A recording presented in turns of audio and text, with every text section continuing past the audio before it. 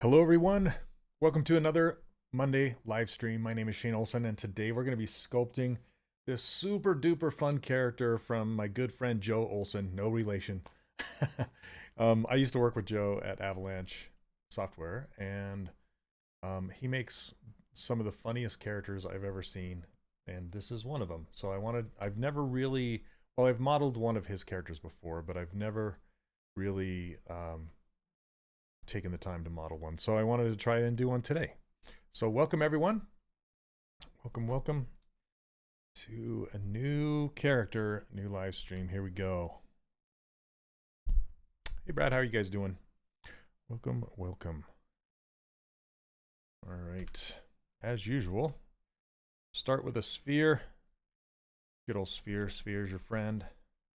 Now this guy looks like a big thumb with his head and his body together. He just kind of looks like a thumb.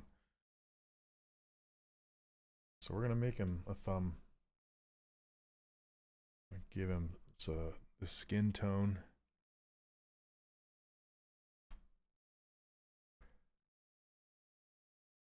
How are you guys doing? What's new? What's good today? It snowed a little while ago here in where I'm from, which is Utah. But the snow's starting to melt. It was kind of funny because there are a lot of kids. It's like the first snow of the year. All the kids run out and try and sleigh ride on it. And it's first snow of the season's usually just a slush bucket. Hello, everybody. Welcome.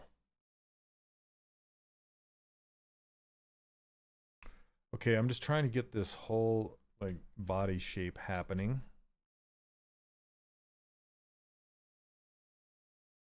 While keeping the roundness of the top. And he's kind of pushed forward a little bit. So I'm going to push this forward and kind of give it a bend.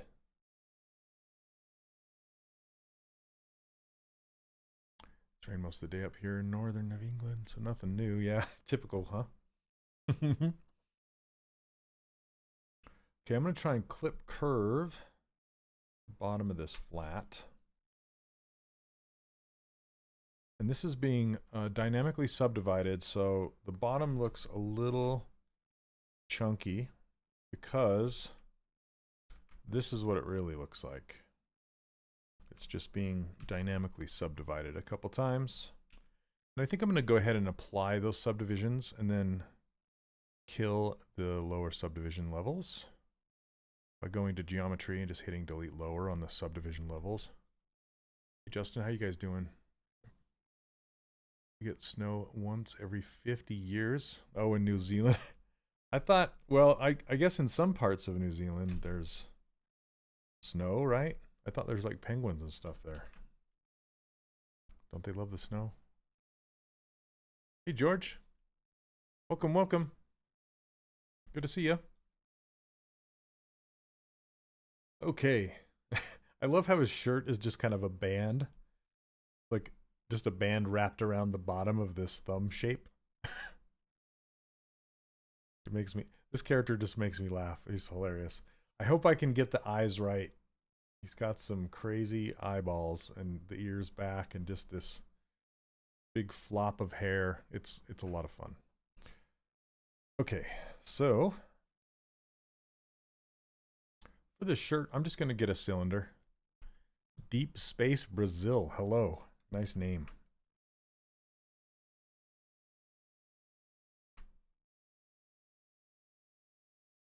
Mountains. Oh, not at sea level where you're. Okay, gotcha. But there are penguins, right? Where you are, or no? Okay, so I'm going to split this. Oh, my secret menu is not working. There it goes. Okay. Split unmasked points. There are nice. Okay. Now, if you're interested in this user interface that I'm using and my menu that I just pulled up, I give it away for free over on my website, 3dcharacterworkshop.com.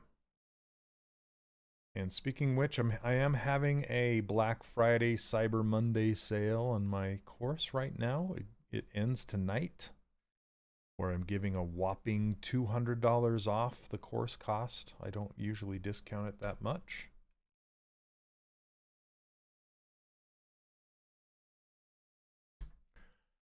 Hero, how hard is it to learn sculpting if you have been doing poly modeling for about 15 years? It's funny you say that, because when I started learning ZBrush, I had modeled with polygons for about 15 years in Maya.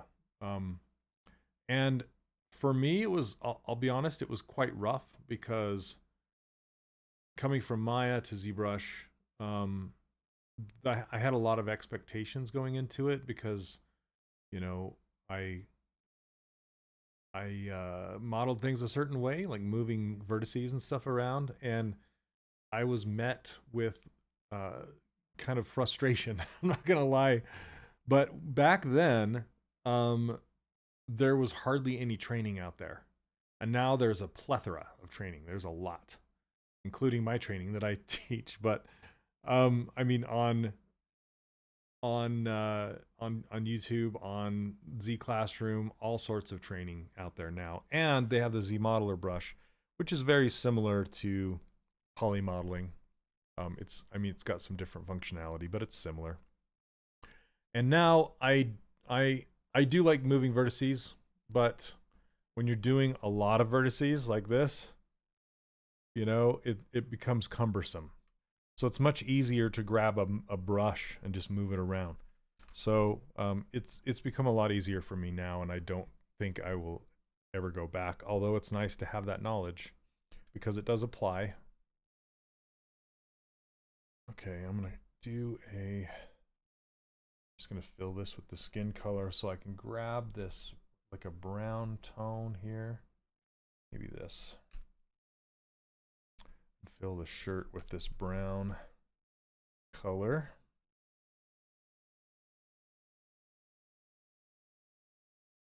Actually liked it darker. So here's a little secret.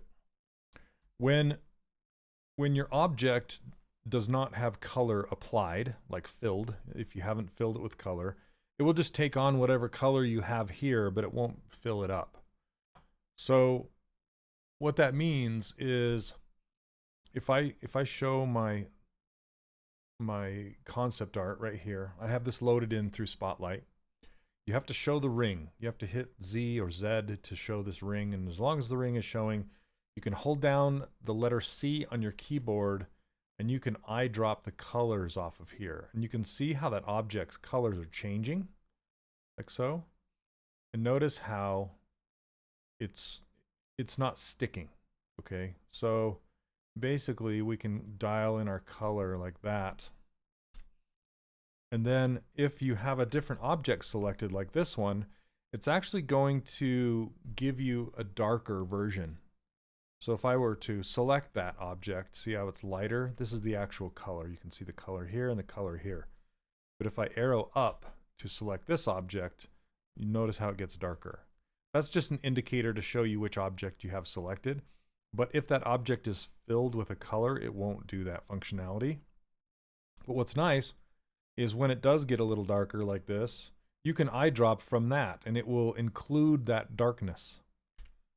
See, I just hit C and I grabbed it, and now it made it even darker. So I'm going to take that and fill it with the color. Oops, I need to go down, fill it with this color. So there we go. Okay, so now I filled it with that darker t-shirt color. Thanks, Neil. Appreciate it.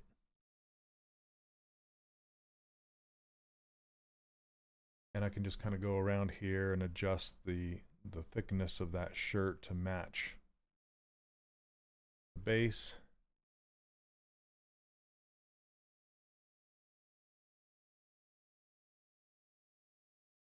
And I can turn up the subdivisions. So this is dynamically subdivided, but I can turn it, it's set to 2 right now. I can crank it to 3 and it'll smooth it out just a little bit more. Then now I have that. Now I can create the pants. But I just wanted to block out his body before I went into doing the face. I control click drag the color from the scene spotlight. Control click. What do you mean?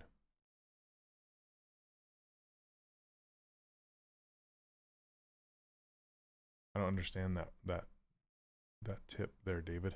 Can you explain it to me a little more? Because if I control drag, I don't.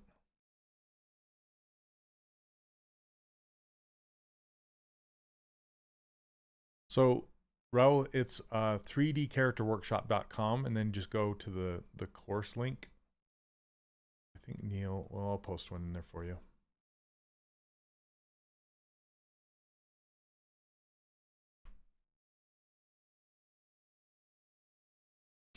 So here is my website. It's all small. Let's make it bigger. You can get these brushes for free right here. But if you roll down, this is all the stuff that the course comes with, including a Maxon 1 educational version. You don't get it. You have to buy it, but it's like $10. Anyway, you click on this purple button. Then Black Friday sale, yay. And you scroll, this is all the stuff it comes with. Scroll all the way down. And here's where the deal is. Okay, it's typically this much, now it's this much. I don't really like showing the prices here on my live stream, but today is a special day. So I'm gonna post this for you guys right there. Control click on where you click to change the color, then drag that to the color in the scene. Oh, I didn't know that. I learned something new. See how it says pick? So it doesn't, it's not showing you the color. Oh, so that's the thing. Yeah, you're right, David, but see how it didn't click from this thing. So you still have to have the ring showing in order for it to work. So control click and drag over. I just hold down C on my keyboard instead of control click, and it lets you do the same thing. It doesn't say pick. Oh, you just learned it the other way. Okay, got it. Okay. I didn't know that was a thing. That's interesting. Okay, continuing on. Let's go with, let's insert a sphere down here. If you guys have any questions about that course too, just feel free to ask. It's fine.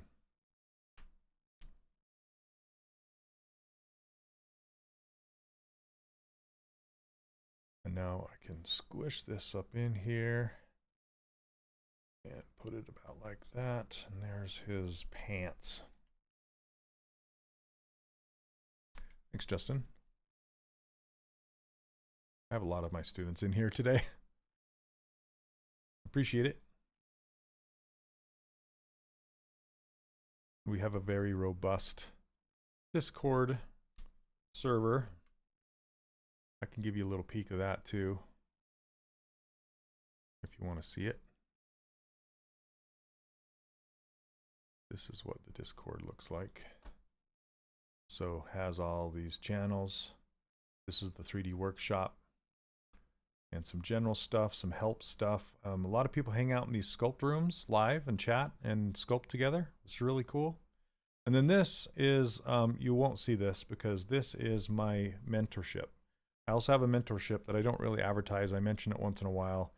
I do have a few seats open right now. If you're interested, just send me a message through the contact section of my webpage, or send me a DM in Discord, or you can send me an email, shane.olson@3dcharacterworkshop.com.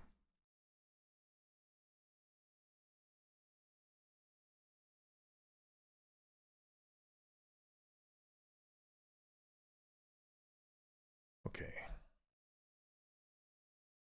So I'm going to grab color from the pants. Yeah, sculpt rooms. I see you hanging out in there a lot. Oops. Okay, let's fill this up. And with these pants, let's make them a couple cylinders.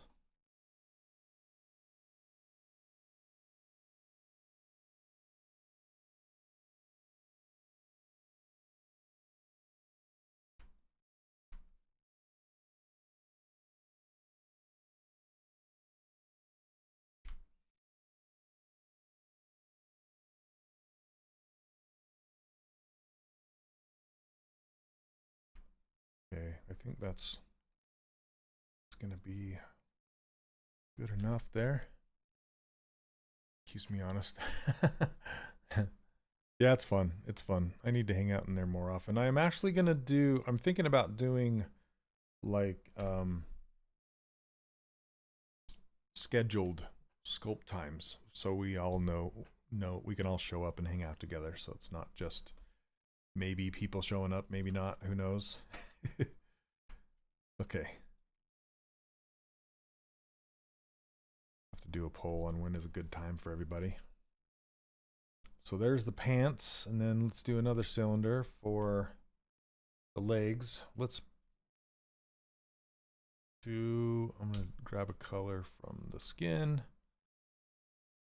When you do an insert mesh like this, it takes on whatever color that you currently have selected. Just so you know that. And the reason I'm making these solid objects is because I like to 3D print a lot of my stuff. So that's why I like to do that. And I like to embed each object into the neighboring object, so there's no, so it's watertight for 3D printing. And I'm going to mask that off, bring this down, and then taper it a bit like this. Clear that mask. It looks like a little, like, I don't know, one of those little toys that you'd get in the quarter machines. Okay, these socks are going to be interesting. Let's take on this color.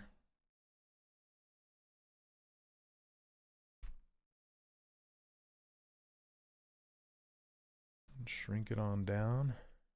Hey, what's up, Morton? How you doing? Welcome, welcome.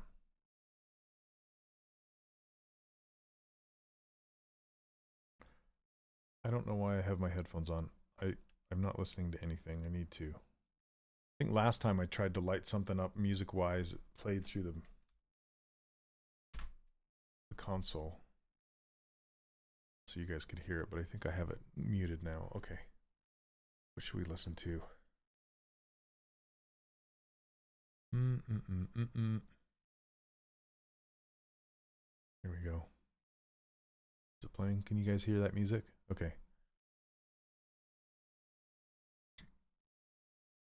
Lavender, it yes and no. It kind of goes over it through. I have a couple lessons on it, but I don't go too deep with it.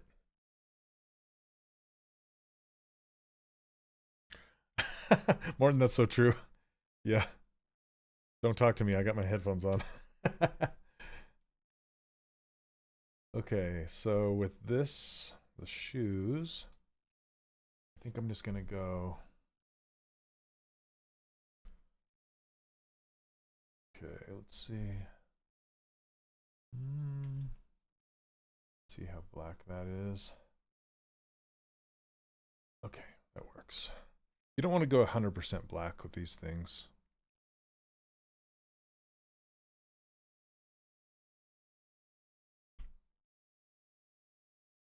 Because if you ever push it to a game engine or a rendering engine, sometimes it'll just blow out. And I like this Move Infinite brush because it'll move everything all the way through. Let's isolate this. Kind of crunch it down a little bit like this so it looks like a sandal.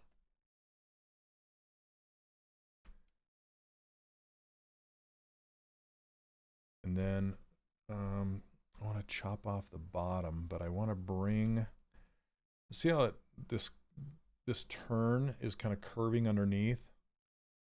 I want to split it just underneath that.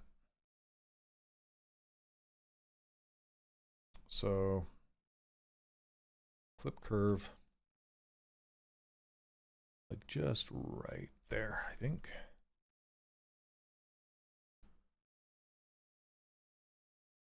Now they really look like flip-floppies. Okay, now what I can do is I can use the bottom of this to make the sole of the shoe. Got an issue when I use the topology brush when I'm done drawing my mesh and I want to make it a geo.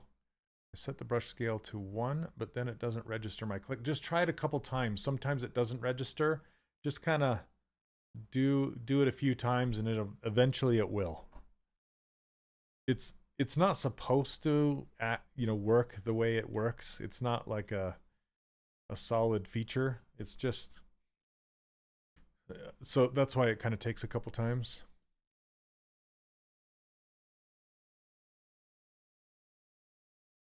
Yeah, Lino is the next thing, and that's going to be a 3D printing course.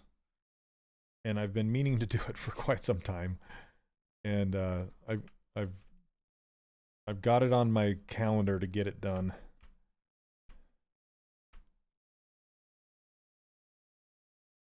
So I've gotten him all the way to block out phase, and I just need to finish him up and pose him and print him.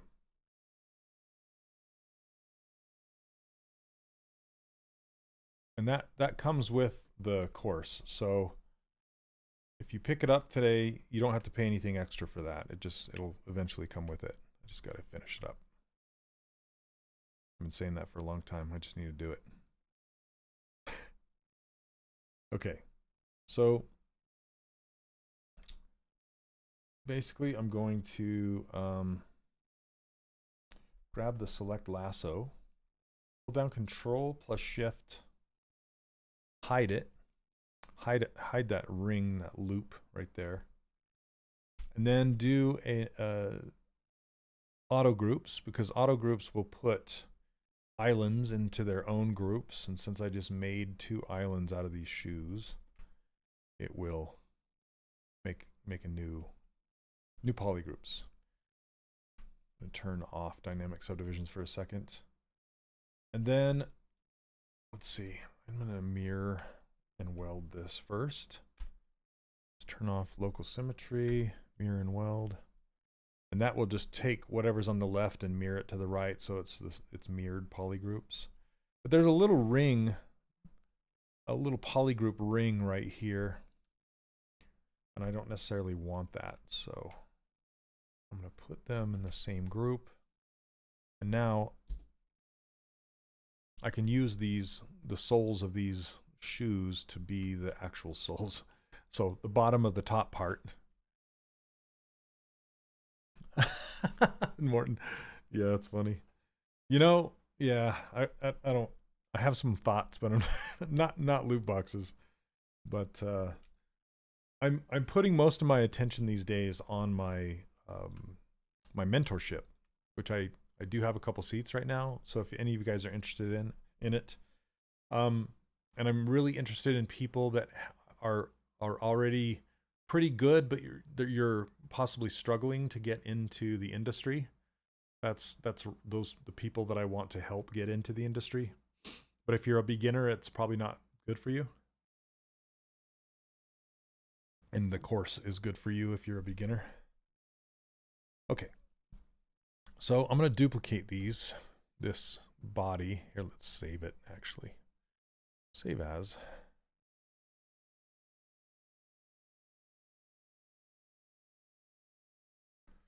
Okay, let's call him Jobus.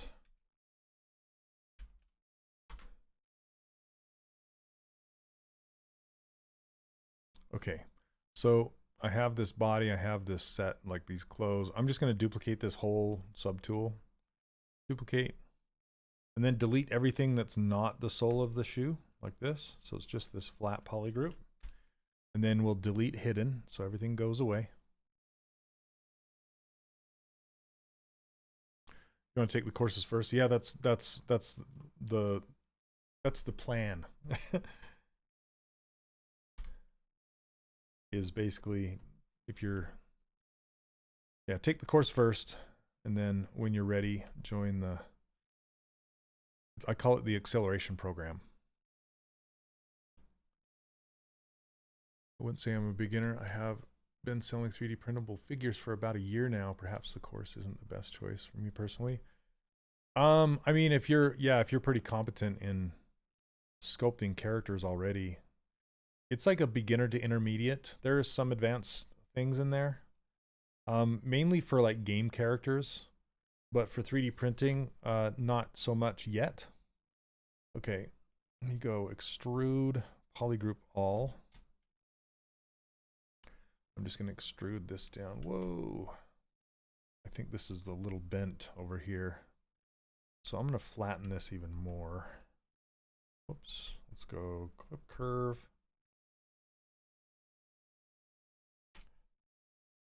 Okay, let me solo this. That should be nice and flat now.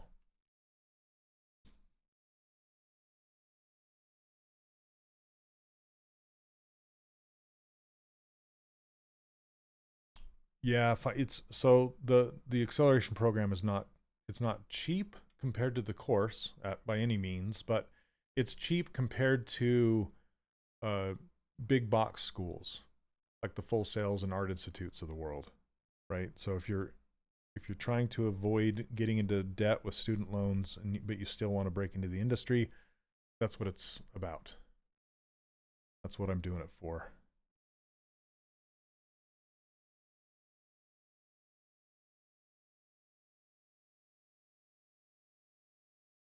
So basically, I help you get a great portfolio, like a hireable portfolio, and help you choose what characters to sculpt to make you hireable. And we bring in guest speakers every now and then to talk about, that are actually working in the industry, to talk about what they look for in a character artist and all that stuff. So it's a lot of fun. We meet every week, a couple hours.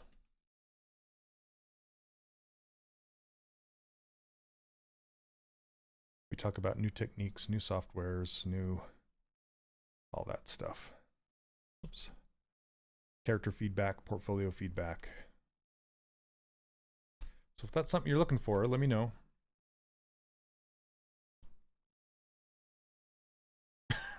Handsome. Who said that?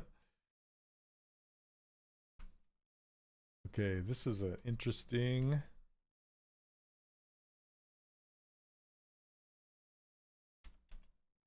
It's like an orange. I'll grab this orange.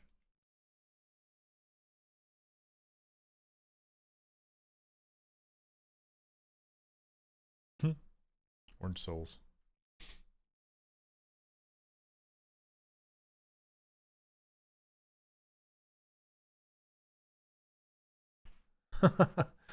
Yeah, yeah, we talk about software like the new character creator stuff and how it works with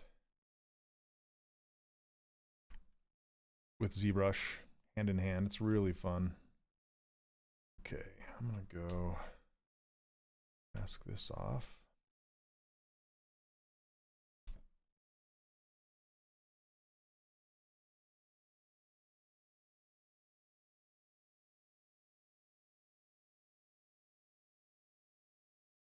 Here, let's do move infinite on the side here. Get that sock going down in the shoe. Gotta edit that shoe a little bit. Let's turn on dynamic subdivisions. My creases are too sharp, so I will address that in a little bit. A duck foot nose, yeah, totally.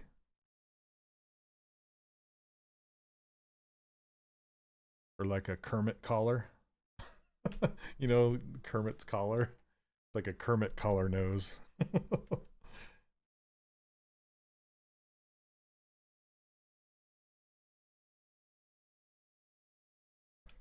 Okay, for this, I think what I'm going to do, I want to show both of these, and then I'm going to split it off into its own subtool. Because, hey, Kumaran, I don't know how you say your name, but welcome. You guys let me know if you have any questions about what I'm doing or about my course or my brushes or my acceleration program. I'm happy to answer any questions you might have.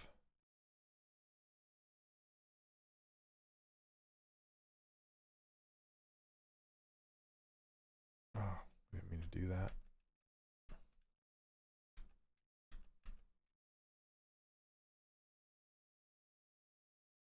I do use the latest, but right now I'm not.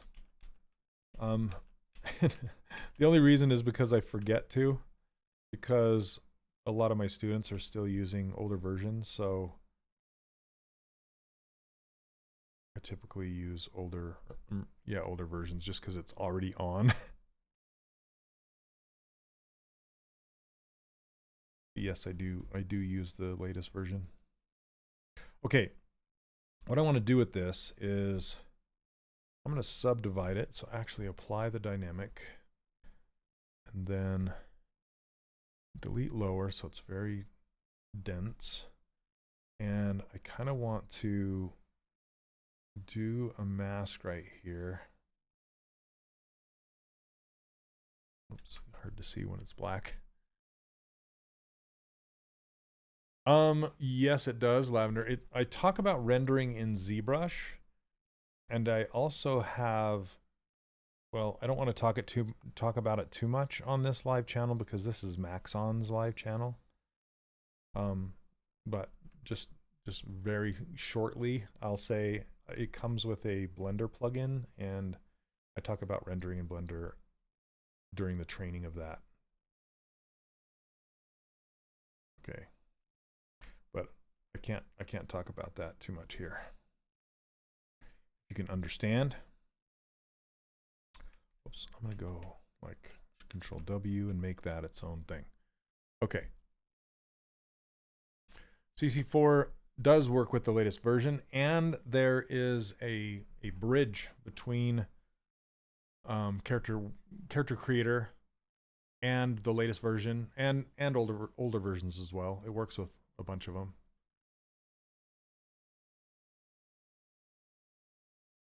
And it also, the course also comes with a you'd qualify for the Maxon 1 educational version. Like, so what that means is like Maxon 1, everything in the suite, all of their, including Cinema 4D, Redshift, all of it, you qualify for that.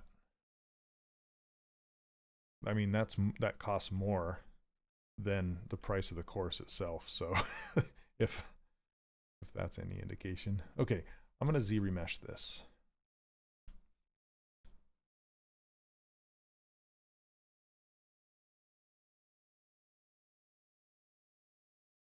I'd like to know for mentorships, do you do characters only or other 3D art as well? I do some props, yeah, like swords and guns and things like that, but not environment stuff.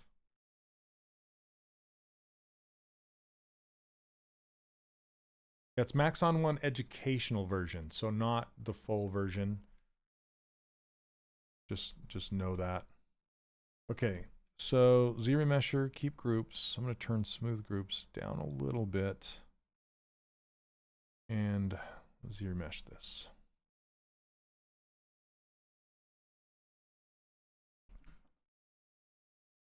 Yeah, I made that whole thing, the course and everything. I made it basically, if I were starting out today, I basically put everything in it that I would want to have if I was just starting today. That was my whole goal with it.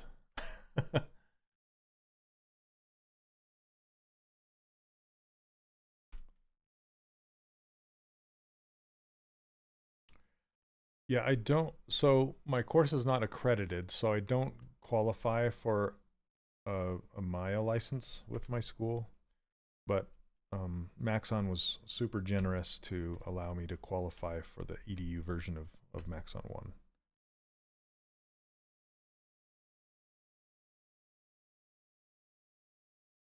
Okay, I'm just going to group this loop, group loop.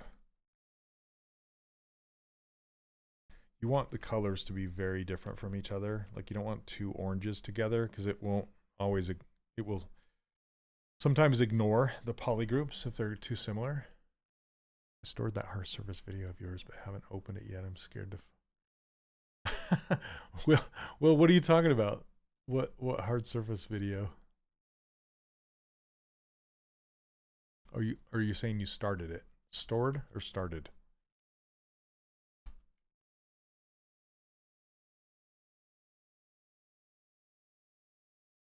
Okay, that just kind of cleans things up.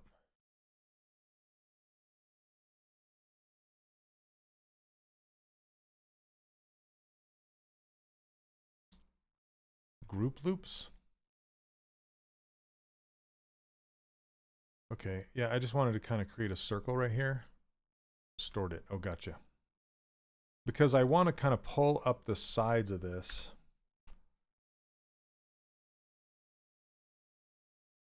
See, if I, now that I have all these polygroups, I can just hold control, click on this teal color, and then use inflate, and just kind of inflate this up around the foot right here. Because I kind of want it to curl down inside. Let's go. Just blurred the mask a little bit. Okay, so I raised that whole area.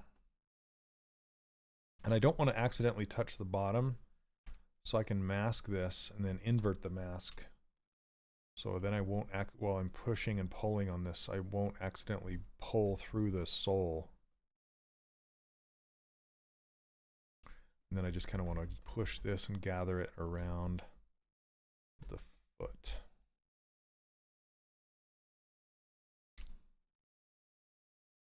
Okay, so it looks like I need to go way out and around this sock. Let's go ahead and push it out and around it. Nice, Lavender. Awesome. Welcome, welcome. Happy to have you.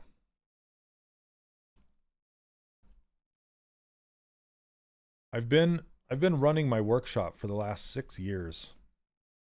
I know that's crazy. 6 years. And there's over 2,000 students in there, believe it or not. I don't believe it, but it's true.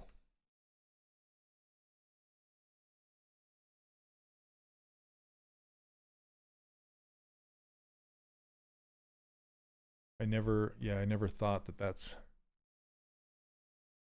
how many students I would have.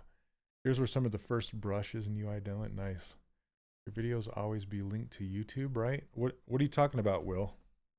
I have a whole course that is not on YouTube. I do these live streams every Monday for the last 6 years on Pixelogic's YouTube channel. But my main course is not on YouTube, where it's all linear and I go through all the steps to make a character.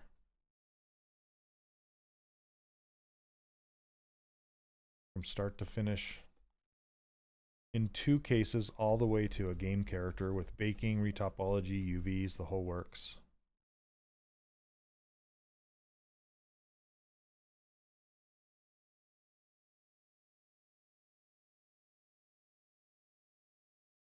Yeah, that's why I was asking when you said stored. I was like, what do you mean stored?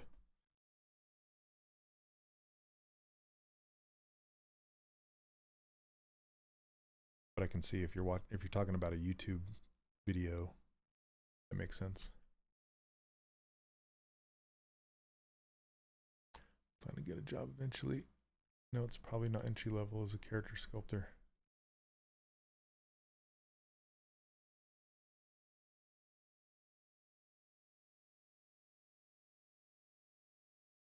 Thanks, Will. Appreciate it.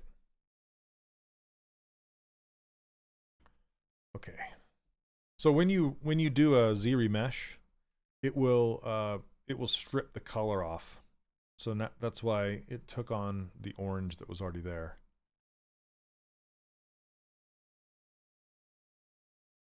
No, I do not recommend Full Sail. Sorry, David. That's what I was talking about. I'm not happy with the kinds of schools. Now, I don't want to call them out. I'm going to call out the art institutes because they are out of business, and that's where I went to school. So I have direct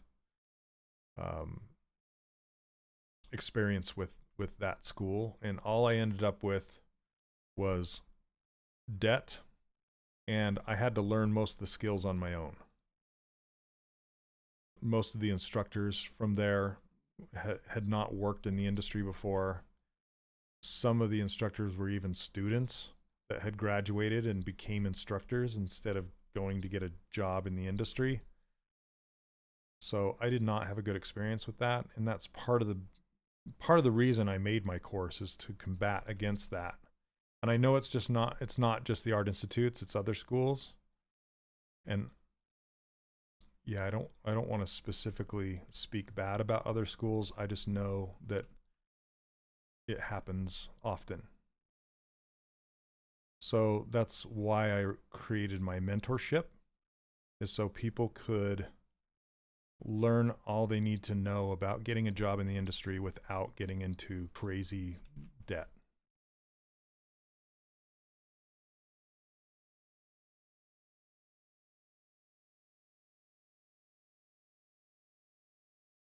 That's my goal.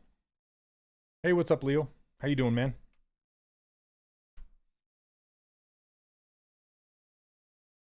It was great. Had lots of pumpkin pie. Pumpkin pie.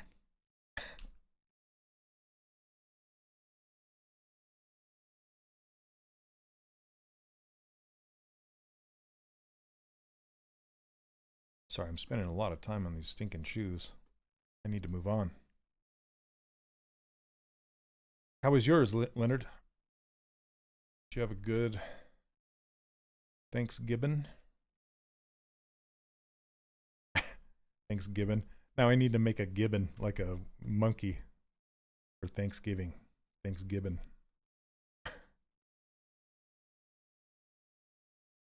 Thanksgiving.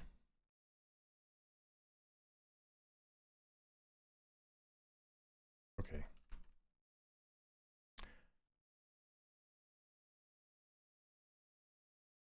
Yep. Tryptophan coma. I just thought your thing is more for printing or video games. I want to specifically work for animation. So for film and television, I'm bringing in speakers that know about those industries and can talk about what is required for those industries. Some of the top talents, essentially people that normal schools would not have access to.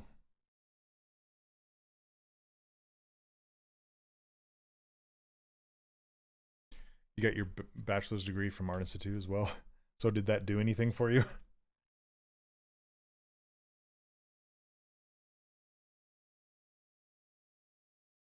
Mm-hmm.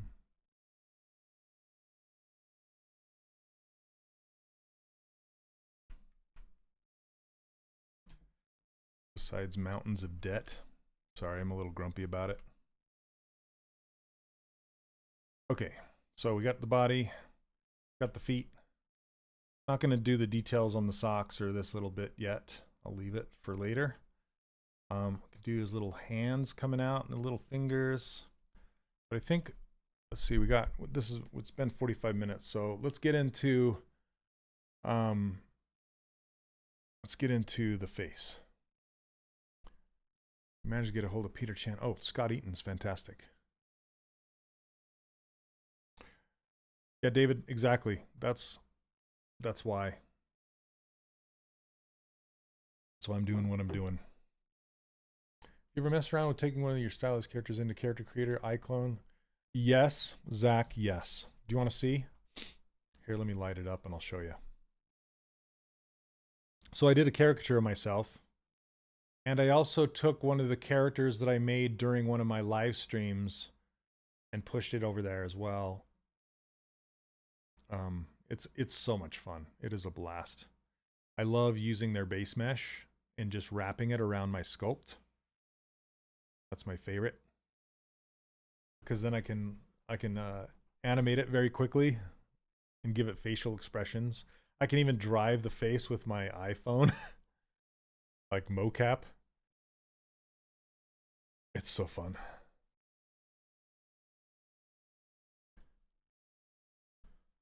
Okay, let's see. So this is Character Creator. And it has a direct link to ZBrush through GoZ. But I can show you. Check this out. Do I have any thoughts on AI? I'm kind of, I don't know what to talk about AI yet. I'm kind of in a wait and see mode. There you go. So this is a character of me. Hello. So yeah, this is a caricature of me that I modeled in ZBrush. Then I brought it over here. I modeled the hat in ZBrush and the eyebrows and stuff. I think I'm going to do some sculpted hair because this is hair that comes with their content store. And you can drag and drop it onto your character. And same with these glasses. But I did push these glasses over to ZBrush and reshape them to be shaped like my glasses. And then it's great if you use their base mesh. And I did the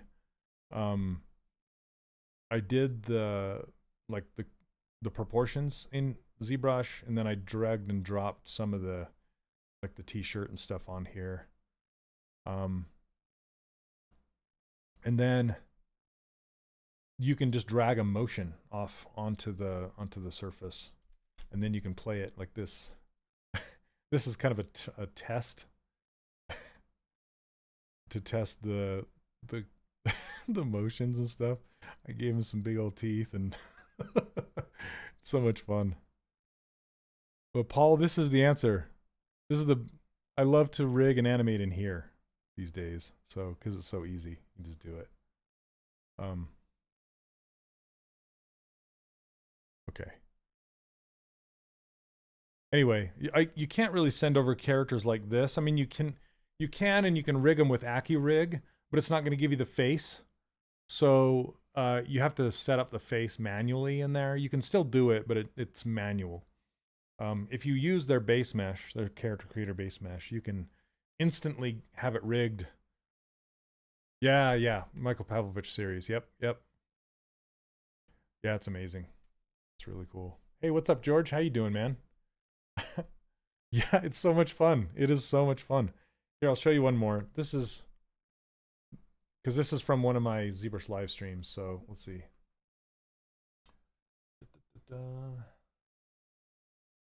This one.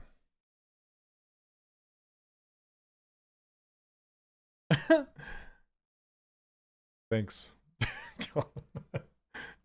Yeah, I know what you're talking about though. Okay, so here's another character I did during my live streams, like here. And I'm using a 3D Connect space mouse to spin these characters around. And that's what that little green dot is for. It's giving me the center of spin when I'm doing this. But basically, again, I can just load a motion onto it and just kind of test out the motions. Yeah, I didn't go into great detail with the textures and stuff with this one, but I did on her face, and I haven't on the hair and stuff yet. But yeah, this is like Mixamo on steroids. It's really, really good. You can render in here, and it's nice. And again, you can just push the character back and forth, and with this new plugin called Face Tools, you can set up the expressions exactly how you want them to look. So I just upload my character. It will rig it with weight painting. No, not that easy. Import it into Blender. You can if you use one of their plugins, but I don't know much about that. that side of things. But you need to use the base mesh inside of Character Creator if you want if you want it to be rigged already. Otherwise, you have to do the weight painting yourself.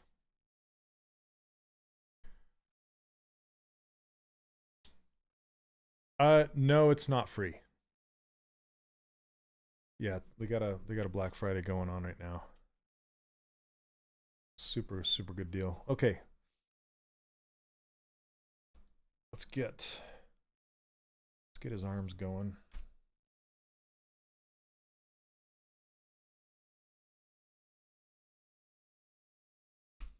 So the plan is, what I'd like to do is bring more of my characters over in there and stream it, like stream me doing that on. I kind of want to do it on my own channel. So if you want to follow me, I have 2 YouTube channels, but I have one that is called Shane Olson. There's no videos on it yet, so they're coming soon.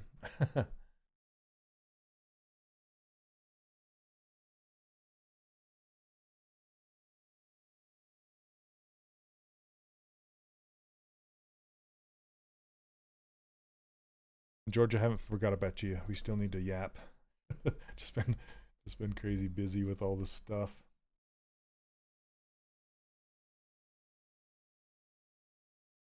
But thanks so much for your help. I really appreciate it.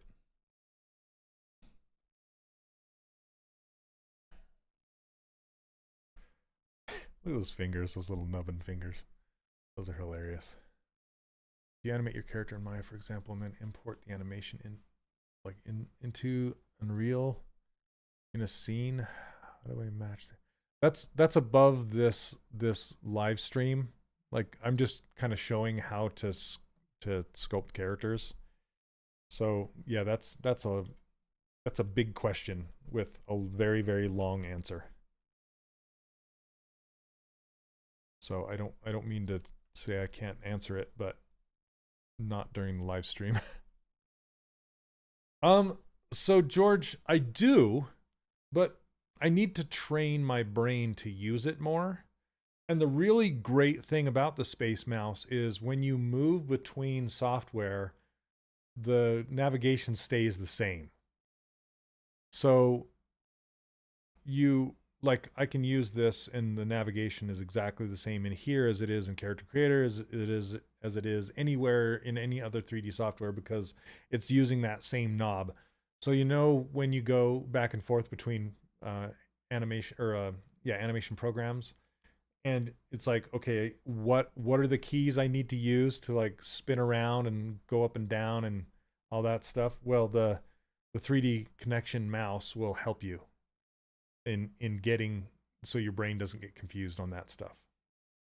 Yeah, sorry, Paul. It's a super deep answer.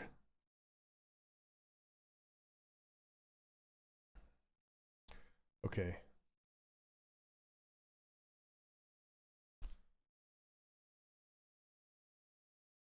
But since in ZBrush, since my fingers are already hitting shift and control and stuff like that, they're already right there. So it's hard for me to move my hand off of the keyboard to go grab the 3D connection mouse. So that's where I have to change my my habits, because there are enough buttons on it that I can set up Control Shift and all those things, but I need to get used to it. Yeah, it's Reallusion. No, it's not Autodesk. It's not. Okay.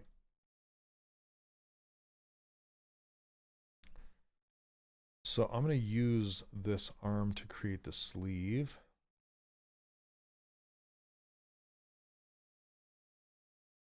Yeah, George, right? Yeah, especially going back and forth between like rendering programs and like Marmoset, or I mean, there's like so many of them, and none of them can agree on a navigation system either. It's always even like which direction is up, like Y up, Z up.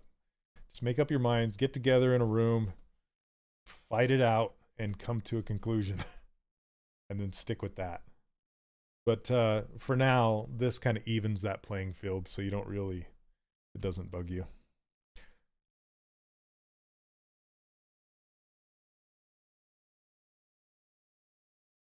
Yep, Justin, that's true. Paul. So yeah, what Justin said right there, that's true. You can push it over to Unreal. Yeah. Fight. Okay, so I'm gonna take these arms, duplicate them. Yeah, I doubt it'll ever happen, honestly.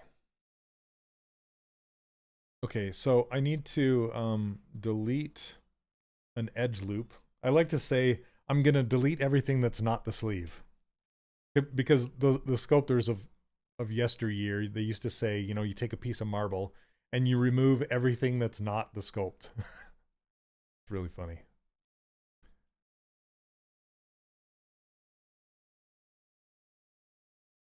Any tips on hard surface stuff? Yeah, my biggest tip for you is to use Live Boolean. That's right here, Live Boolean. Well, this is my user interface, but you can find Live Boolean under, let's see. Gosh, I can't read it.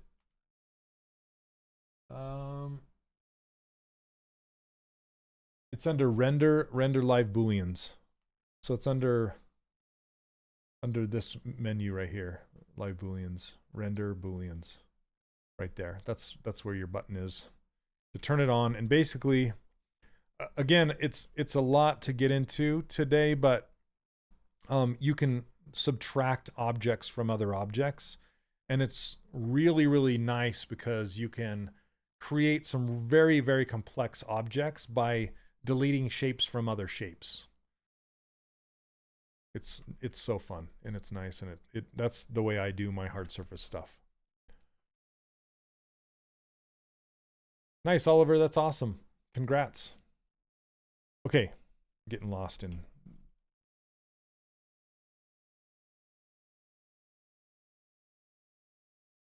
Yeah, but ZBrush is unlike any other software in the fact that it has live Booleans. They're live. Meaning, well, I'll show you here in a second. Let me just finish up this sleeve. How about I'll show you how to do it right now with this arm, with this sleeve, okay? So what I was going to do is I was going to delete this edge loop, this ring, and then just delete everything except for the sleeve piece. But that's going to leave an open hole in the bottom, right? So when I use live Booleans, what I like to do is I like to put them in a folder. So I'm going to hit Control F, and we'll call this Boolean. Okay, so now I have a folder with these arms in it. And now I'm going to scale it up a little bit. Now, if you didn't know this, there's a little yellow cube in the middle of the gizmo. Okay, and if you hover over it, it says hold Control to inflate. That just means move along normals. Okay, so if I hold down Control and I grab this and drag it, it's basically scaling it up on its own normals rather than a uniform scale. Super nice shortcut there. Okay, but now I'm going to insert a cube. So I'll go to my Insert Multi-Mesh, and I'll grab a cube, and I'll just flip this to the bottom, drag out a cube, and just kind of snap it. Okay, and it cannot be in the same subtool, so I need to split it off. I need to split it into its own polygroup. Okay, so you see this right here. This is a new polygroup. And I'm going to turn this to subtract. That's what these little icons are right here in the subtool list. These have to deal with Booleans. Okay, so I'm going to subtract. That's what this button is. And then it's not going to do anything until you turn live Boolean on. Okay, but I'm going to move this cube up a little bit.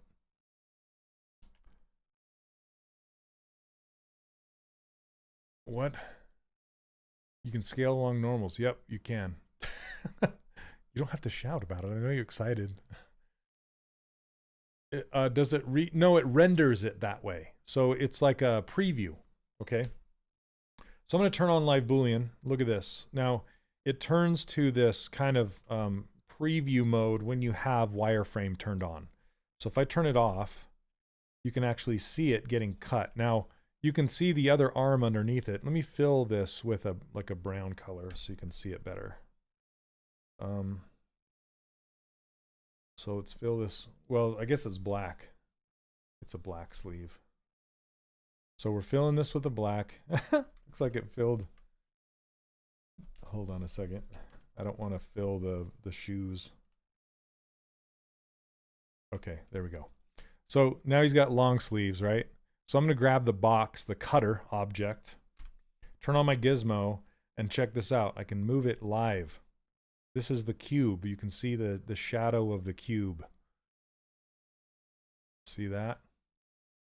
And so I can turn this, I can scale it up, and now I'm slicing the cube out of that sleeve. And now we have, that's why it's live. You can do it live.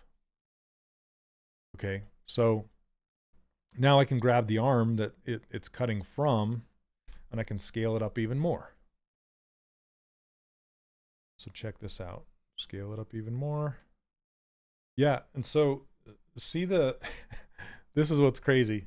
See how the bottom of the sleeve is actually a skin tone right now? And that's because this cube is a skin tone. So if I grab this cube and I change the color to like a bright red, for example, and then fill that object with bright red, see, it turns red.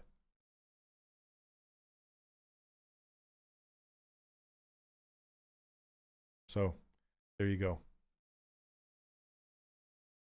And then I'll just fill it with black. And when you're all done and you like it, so you can see that's where the cube is at. It's covering the whole sleeve. Okay. So if you like what it's doing, this is just a preview. And in order to make it real, you need to go to this little gear and you click on Boolean with dynamic subdivisions, because I'm using dynamic subdivisions in my objects. Okay. If you don't want to use the dynamic subdiv, you just hit Boolean folder right here. Okay. But we have subdiv, so I'm going to hit that. It's going to make a new subtool right underneath that folder, and it will hide the contents of that folder. And so now, I mean, there's no change other than in this object, you can look at it closely and you can see that it's been Booleaned. And it's not the most, it's not the prettiest of geometry. I'm actually going to separate this out here. Let's do split unmasked points. But we can clean this geometry up now by using a ZRemesher. So we can do ZRemesh.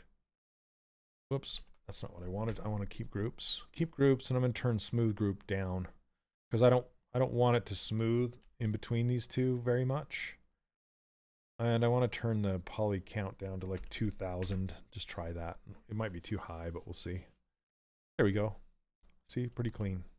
It's got a little hiccup back here. And then let's just do, to fix that, you can just hit same. So it'll use the same poly count, and it'll just ZRemesh the ZRemeshed mesh, and it'll clean it up. And now we can just do a mirror and weld, and we have our sleeves. So just another way to do it. Oh, Ryan was doing some last week. Nice. And then we can add dynamic subdivisions, which will make this creased edge nice and round so it'll look like cloth. It's pretty sweet. Okay. I can do it again with this guy's mouth. Let's do it with this guy's mouth. Should we do that? That'll be fun. Okay, but first, how did you set up the palette to pop out on a hotkey? What are you talking about, George? Are you talking about this? My menu? So this is everything in the tool menu that I use most often. And I also put it in the little categories, like where to find those things, because I give this out to a lot of people. So in order for them to know where it is, I included the headers. You don't have to in a menu like this. It does make it quite long. And then what I do is I assign this menu to the back button on my pen. So it pops up anywhere my pen is, and it's super fast just to get to it. But I actually I have a YouTube video on my 3D Character Workshop YouTube channel that shows you exactly how to make a menu like that, if you're interested.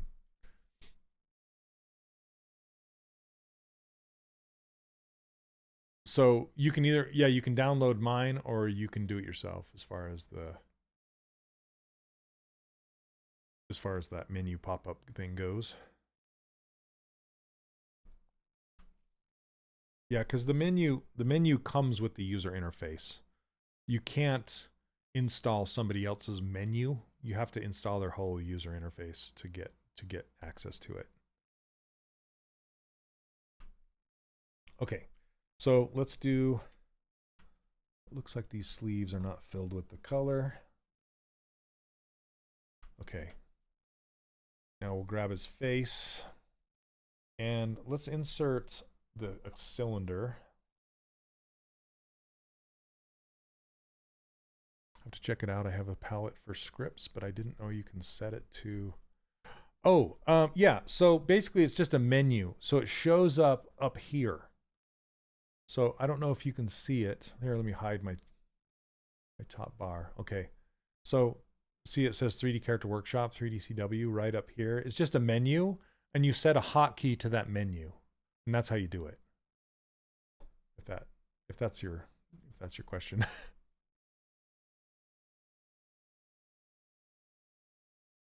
Okay. So now we have this cylinder and we can just split it off. Arrow down, and again we can make this now our new live boolean because we're done with the sleeves, so we can delete this one and delete this one, and then we'll put this in a folder and put the cylinder in a folder. I always like to put them in a folder because then I can just boolean the folder. No, Joe's not a relative. He's a brother from another mother.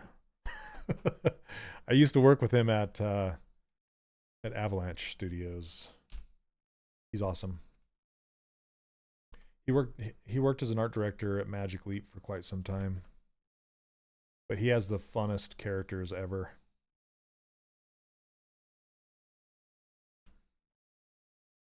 Okay, so here it's kind of hard to see. Here, let's do a different color on this so we can see it better. There, you can kind of see it's going down inside there. Where can we find your user interface? It's on my website, 3dcharacterworkshops.com. 3D Character Workshop, not shops. It's right here underneath my 3dcharacterworkshop.com. Just put a .com at the end of that. Yeah, the bean. Looks like a bean. Okay, so, oh, awesome, George. Cool. Okay, this cylinder is very, very low res. So I'm going to add a new subdivision level to it. Maybe 2. Just so I have more geometry to work with. And then delete the lower. That's too much. That's good. Okay. Is this new workflow of yours working with Booleans? No, I occasionally use Booleans, but it's not my typical go-to. Somebody just asked about Booleans today, so I was demoing it.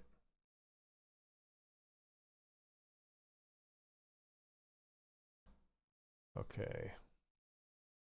We can do move infinite and just shape this. Move infinite will shoot the move all the way through both the front side and the back side, which I love, because with this cylinder, if I were just using a regular move brush, it would only move the front of the cylinder and leave the back alone. But this way it's shooting all the way through. Van, currently I'm not. What the heck? Because I just had 2022 open, so I'm still using that.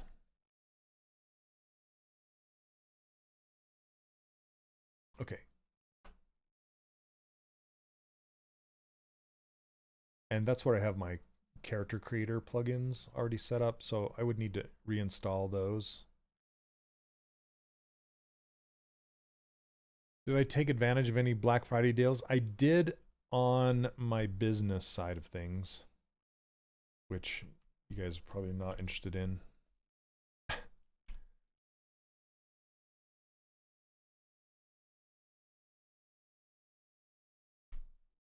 Okay, I just want to bend this outwards. So it kind of goes like that. to roll around the surface of the body, the head. I was wondering if you're currently watching any series and if you could recommend any. Invincible.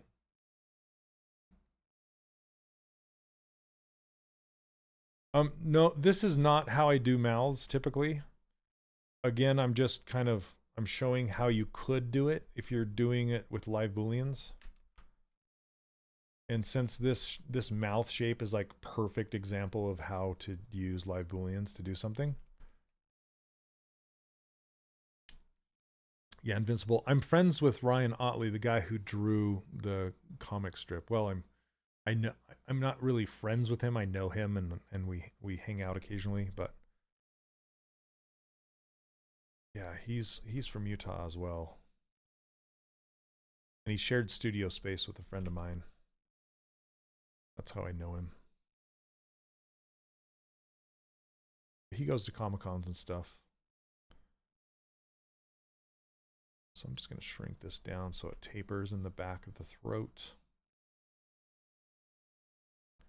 And then when I merge them together, I can smooth it out. Van, what are you asking? I have issues with using topological on any brush where it created artifacts in the center. Interesting. I haven't had that problem. I would reach out to support at maxon.com and see, just ask them about it.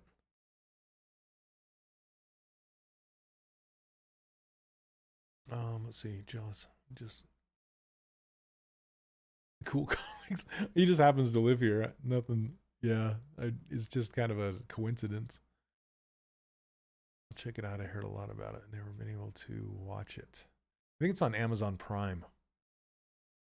Yeah, Ryan actually gave me a bunch of the books.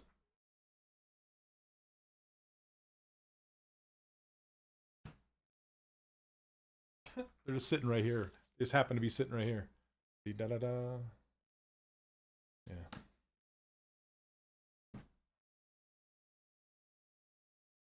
I sculpted his Alan the Alien from that series. I can pull that open if you want to see it. Can you remesh part of a mesh? Yes, you can. Topical Move has a bug at the moment. Okay. Thanks, Lavender. I didn't know that. 2024. That's good to know. Okay, I'm going to save this. Let me see if I can find that Alan the Alien really fast.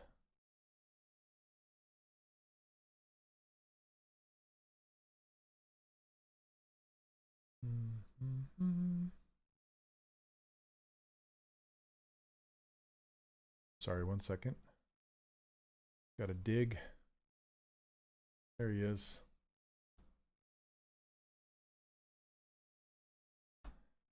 So there's a scene where Alan the Alien is sitting there talking to Invincible on the moon. And he's just sitting on a moon rock talking to him like this. So that's yeah, that's my Alan the Alien. I want to print him for Ryan and give it to him. 2024 book a few things. Topological Move. The Z Color plugin doesn't work. So yeah, plugins. Oh, is that Seth Rogen? Nice.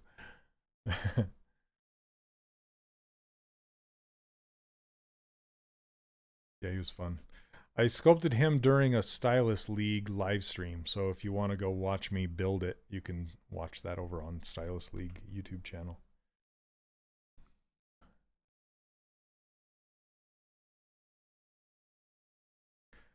I know the person who worked on the comic, but not on the TV show.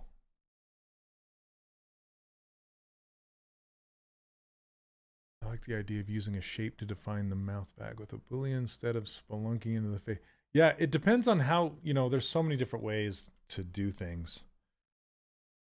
So now with the same, like with the sleeve, I can just go Boolean with dynamic sub Ds and it'll make a new shape and it will hide the stuff in the folder.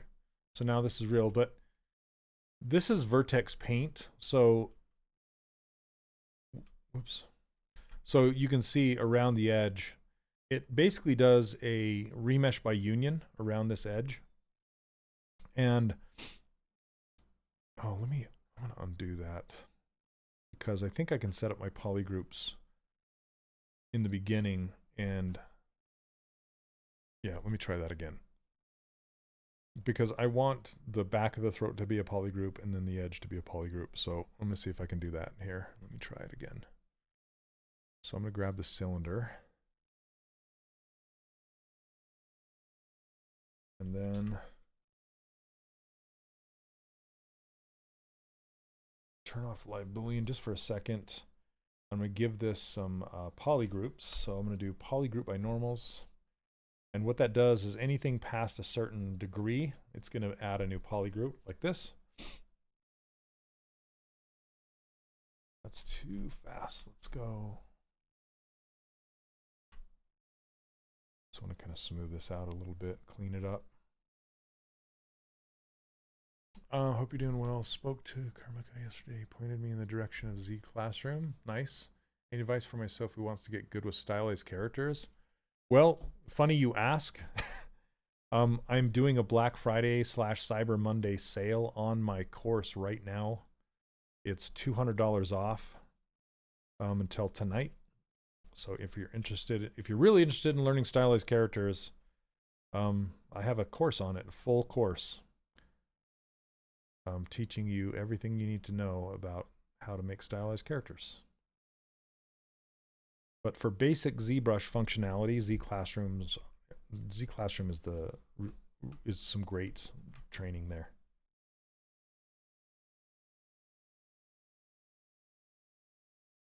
Okay, let's try this again. Let me know if you have any questions about that as well. Okay, so let's try this again. I don't know if it takes on the polygroups. I think it does. We'll do. It does. Look at that. Boom. We got polygroup in the back. Polygroup in the back. How I keep trying to remesh part of the face. When I attach ears, it remeshes everything. You have to hide it. Is it, Neil, is it hide or mask? I'm trying to, I always mess up which is which.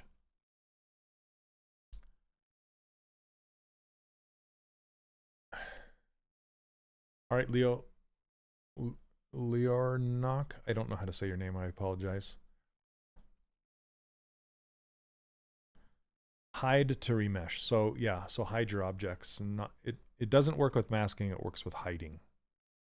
Okay, so see how it's got these like weird stitching around here? But now that I have the polygroups, I can just remesh this. I'm just going to use same and keep groups. So keep groups and turn smooth groups down a little bit and then do same. Hit Z remesher, should clean this up. Yep, and give us loops around the mouth. Super nice because now we want to turn symmetry back on after that. I want to make sure that it's symmetrical by doing a mirror and weld. Yeah, okay. I'm going to undo that.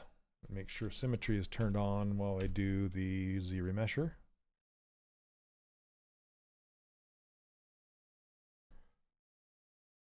Okay, that's better. Now I can do half, but I don't know if I want to because I want all these, it gave me a lot of edge loops around the edge, and see how it's got this like puffy lip sticking out right there? I kind of want to use those edge loops to make that puffy lip.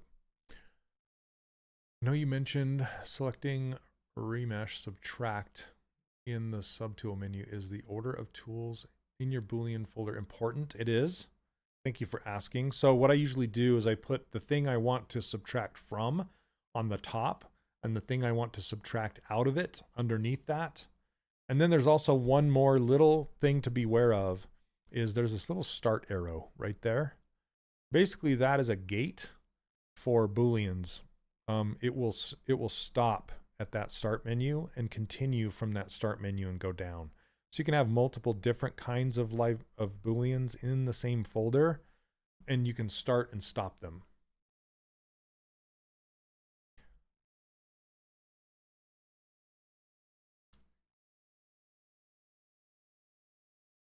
Hey, what's up, McBobbles? How you doing? Which channel can I report the bugs in ZBrush Discord? Oh, I don't know, actually. Yeah, whoever mentioned that Discord channel, would you mind answering that question? Please, oh please. So now I can smooth that really hard edge out. And it does get rid of your color when you ZBrush. The Boolean option in the folder menu is also a nice shortcut.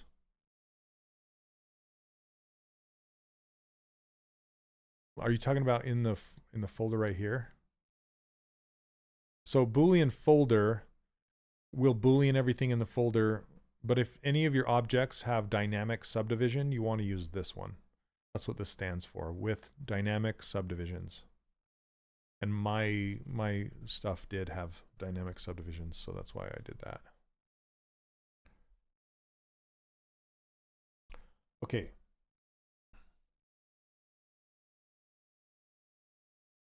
I'm just going to puff this out and make him have a little lip around here with inflate. Under ZBrush help section, general discussion will get a response. Thank you for that.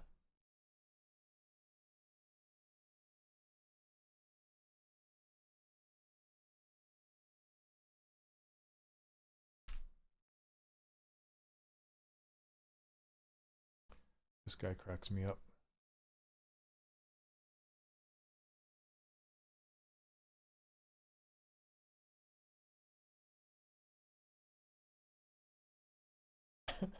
There's his little lippy. Give me some of your lip, boy.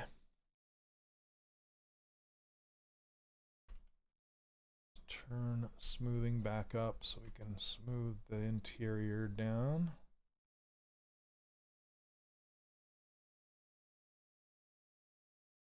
Okay. Now for the mouth interior, I think I can just, let's see if I can just color this. Well, let me fill it first with this other color. And then isolate this piece. So again, polypaint is vertex color, so sometimes you're going to get some blur around the edges if there's not enough vertices to hold the color.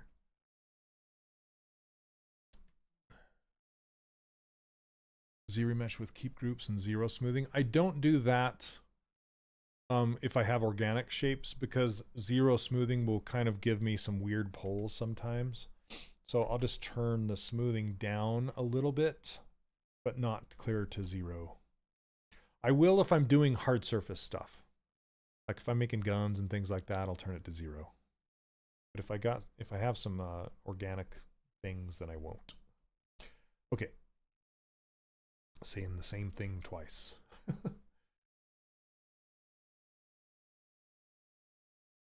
on. Okay, I'm grabbing this and then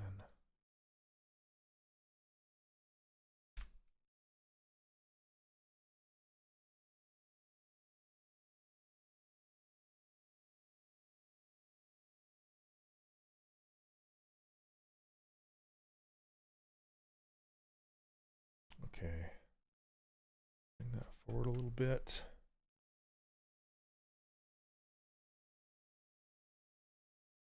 And then it looks like the tongue is getting cut off a little bit back there, so I'm actually going to split this off into its own subtool, and then grab the move brush and just kind of pull the throat back a little bit more to reveal that tongue. This guy'd be fun to print for sure. Like, he's a dodgeball. Okay.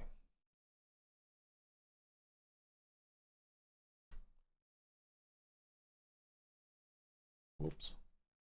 Need insert mesh.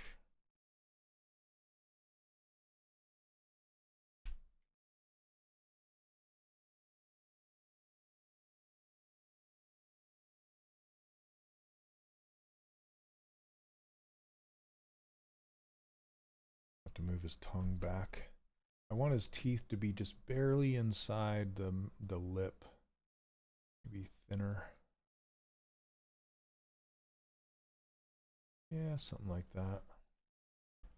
And again, I want to separate them out. Usually people ask me when do you know what to separate out and what to keep together? And I usually choose based off of if it's a different material or not. Like these teeth are a different material. They're made of bone. So I'll split them off. Will this be 3D printed? I don't know. The models that I make recently have all been with the intention of 3D printing. So if I ever decide to 3D print, I can. There you go.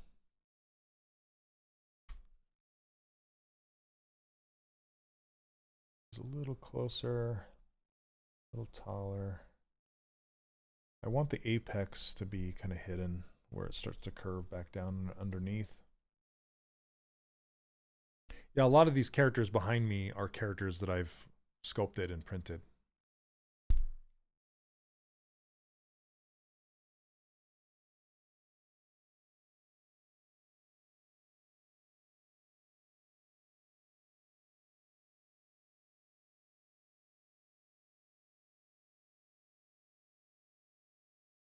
All right.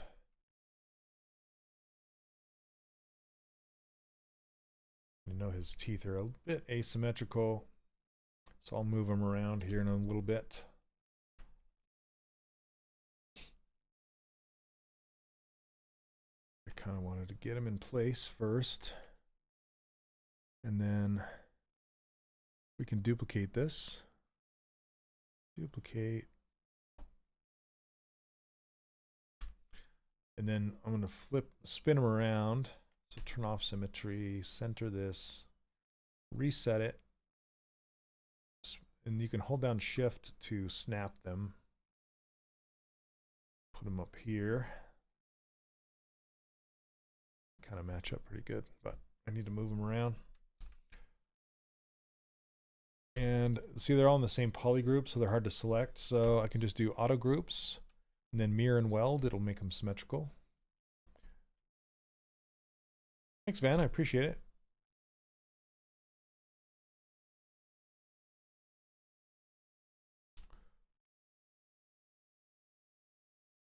And once again, I have to mention I do have a mentorship program.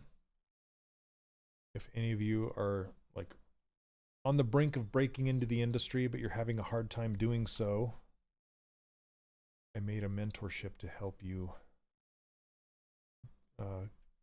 like straighten up your portfolio, make sure you're as hireable as possible.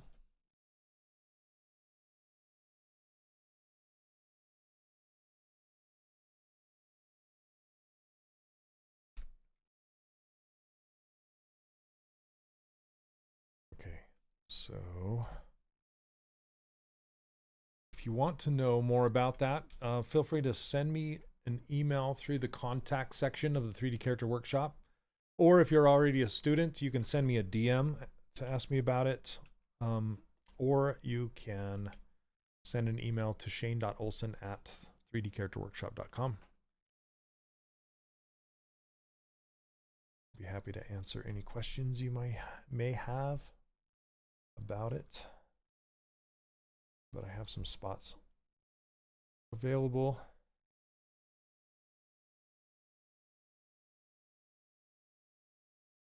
This guy. Okay. I want to get his eyes in there.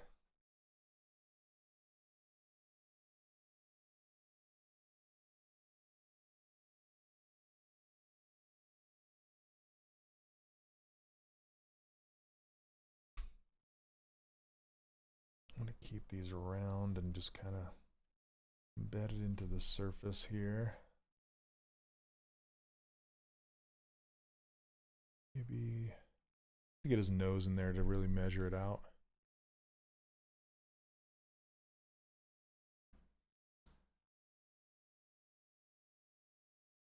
I have a link in the description.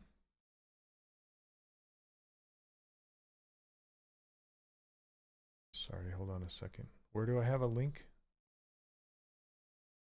This is student work right here. Is that what you're talking about? I have some, I think he's a student of mine.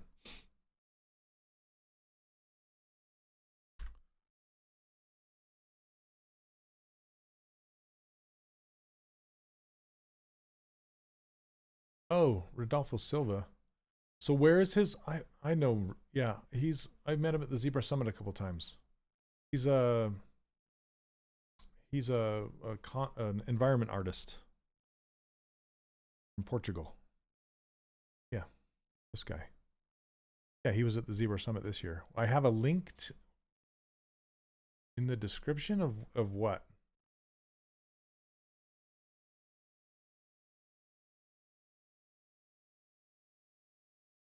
Oh, of this video that you're watching right now? So I'm a volunteer here on the Maxon live stream channel. I don't work for Maxon. There are a whole bunch of different streamers, and he's one of them. I was hoping you'd have your Discord channel as well. My Discord channel is private at the moment for students, but I'm thinking about making a public one, and if I do, I will let you know. I'll announce it. Yeah, that's totally fine. I'm just like, I was trying to figure out what you were talking about. And so Maxon does have a Discord channel, and you can join that. But I'm a volunteer here, and my Discord channel is private for my students. Different. Sorry for the confusion there. Old 3D character workshop student, just wanted to drop by and thank you for sharing all your knowledge. I appreciate it. Thank you, Daniel.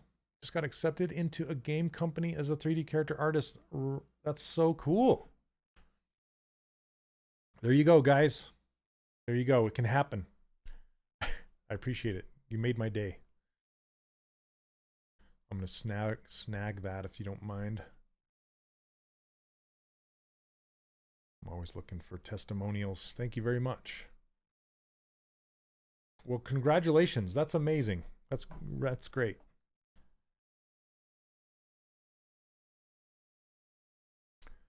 Guess I'm going to binge watch your live streams. I like your way of working. It's pretty clean, straightforward. Nice. I have 6 years of live streams on here. Better get started. Okay, I'm going to separate out these eyes. Yeah, he's a plant. Paid actor. Oh, funny. Okay, let's see here. Where are we at? 134. Okay.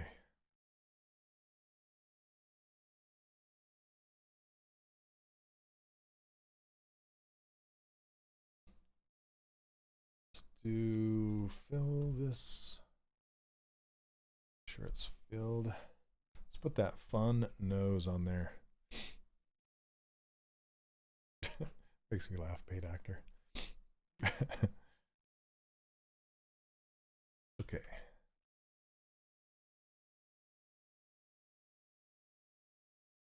Hello, Tung. Welcome. If that's how you say your name.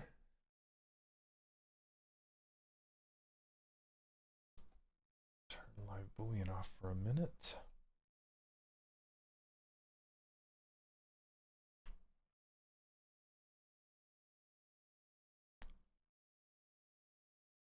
Hope you don't mind I accidentally grabbed your voice while recording my baby Captain America animation. I don't care. Funny.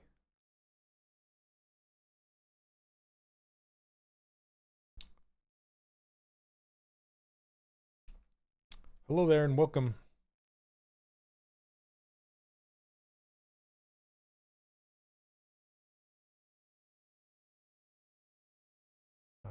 tall.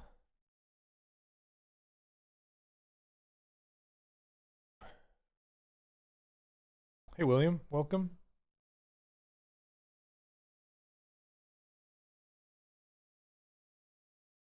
Okay, I'm thinking about how I'm going to do this nose. I think I'm going to Sculptress Pro it so I can get some more density on here. I'll split it off. Looks like a Muppet at the moment.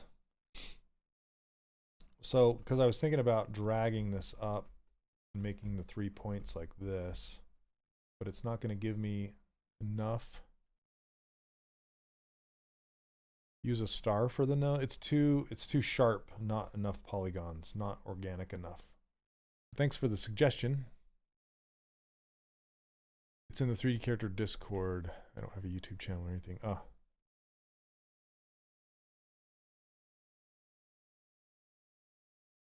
Where'd you put it? Here, I'll take a look over here for a minute.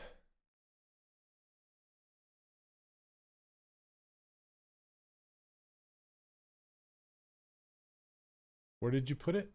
Work in progress? No. Oh, that the baby? Is that what that?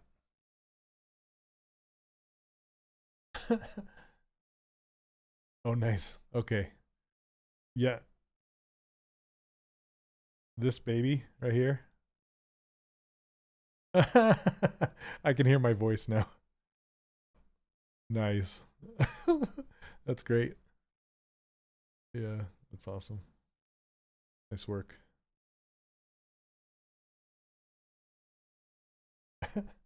That's fun. I've subscribed to your channel. Thanks. This is the Maxon live channel. Well, Pixelogic channel. It's kind of a mixture of both. I know, right? So, Justin, did you use AccuRig or did you use their base mesh? It's funny now that I'm pushing this around, I'm thinking maybe it'll work with this geometry.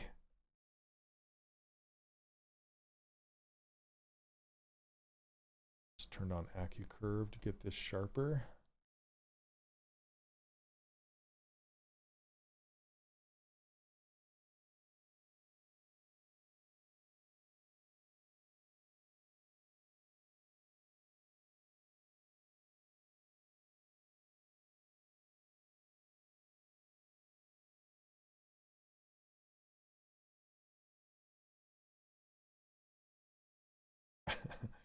What a fun little nose. All right.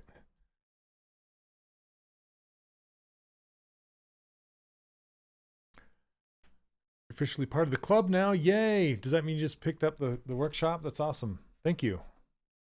Welcome, welcome. Hope to see you in the Discord.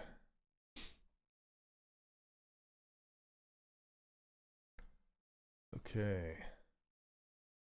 I can't wait to show this to Joe, see what he thinks. Got to give him some ears. I think I'm going to make him the same color.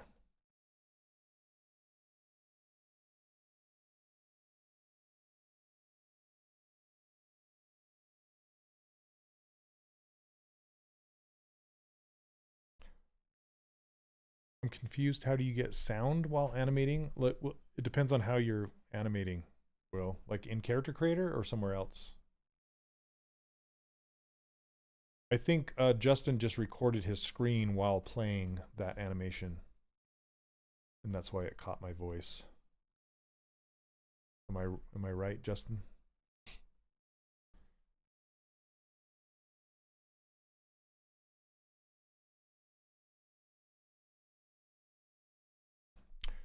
Okay, so with this, again, I'm going to split it off. Let's save it.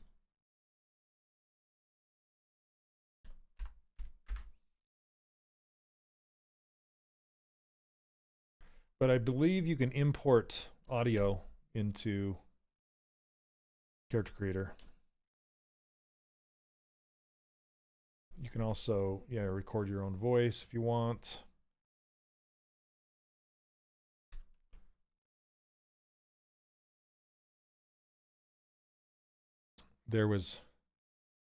I was playing with my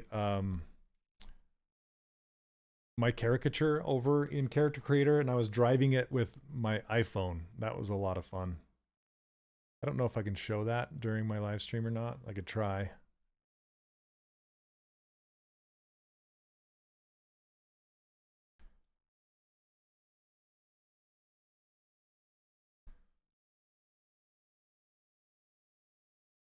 Sorry, I just want to pull that lip out just a little bit more. Like, hi guys, want to play dodgeball?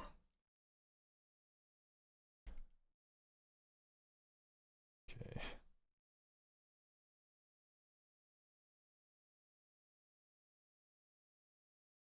For that, do I need the headshot app? For what? No, headshot is for matching their base mesh to your sculpts. You need a plugin for your iPhone, and it only works with iPhone, not Android. Hold on one second, and I'll tell you what it is. Yeah, I kind of want it hanging off the back like that. Like,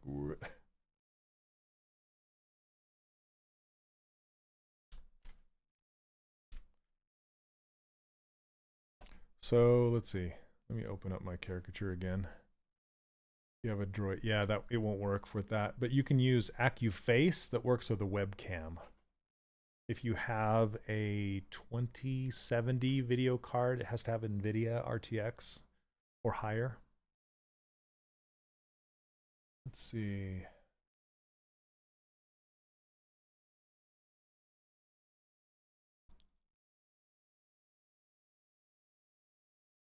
Yeah, it kind of looks like a potato head. I need an RTX card. Me too. I have old 1080s. Okay. Oh, you know what? I need to I need to open it in iClone. I need iClone, not in Character Creator. So let me close this and see if I can open it over there. Nice, McBobbles. That'll do it. Okay, so this is the Reallusion Hub, and you can see the ZBrush plugins right here. You can grab AccuRig for free, and you can rig up your characters with it. It's kind of Mixamo on steroids. But iClone, this is their animation tool. So there's where is it? This face cap, this face mocap right here, iPhone. This is what I'm talking about. So I'll open this up and I'll load up my character and show you. iPad too. Yeah, it works on my iPad.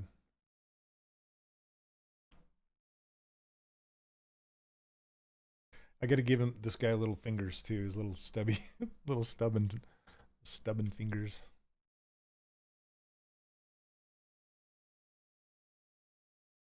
Even when I put stuff on my backup drive. Okay. So with this, I'm going to subdivide it once. And then turn off. Oh, what is this saying? Hold on a second. New content found, sure.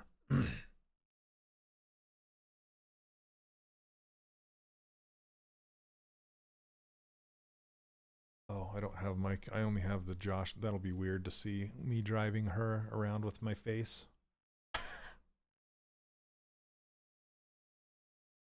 I think it's loaded with sound already. I'll have to prepare it for next week. I'll show you guys next week. I'll bring my character in here, because I don't have it ready to show right now. But yeah, I'll do it next week. I only have 15 minutes left, so I want to get a little bit further.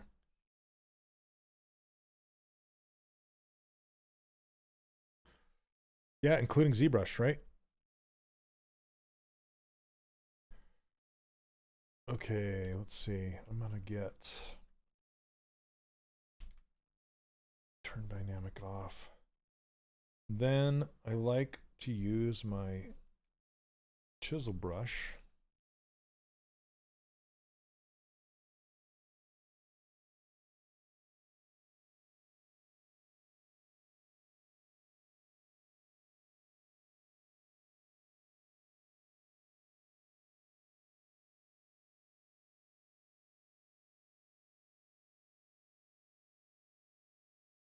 Chisel brush for the win.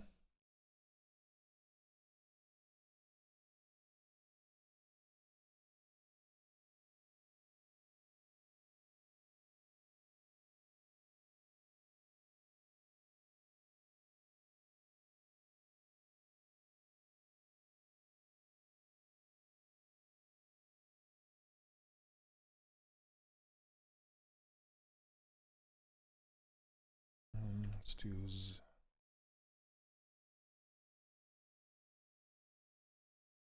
my magic mustache. How are you doing? Favorite name ever.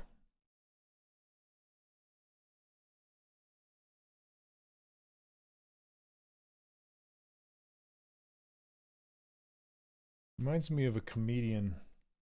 I'm trying to remember his name. He was on American's Got Talent and he stutters and he's like trying to say something to very similar to that. All right, let's see. Let's give him some little. I was using an AI last night. 3D model from 2D image. Yeah, I've yet to be impressed by that. Just kind of a blobby mess of vertices, like a point cloud trying to be something.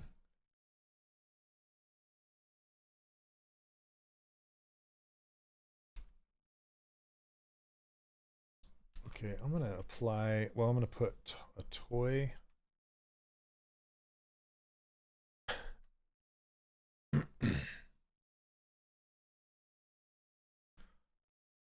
Okay. Grab the material and change to toy plastic right here and fill it, and then switch back to skin shade 4.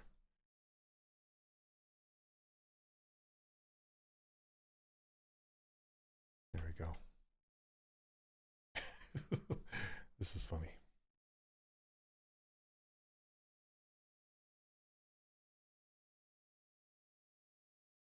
I'm going to sculpt this out a little bit.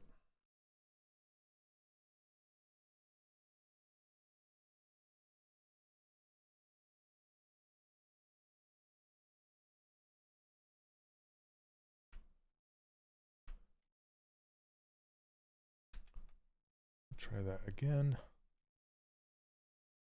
There we go.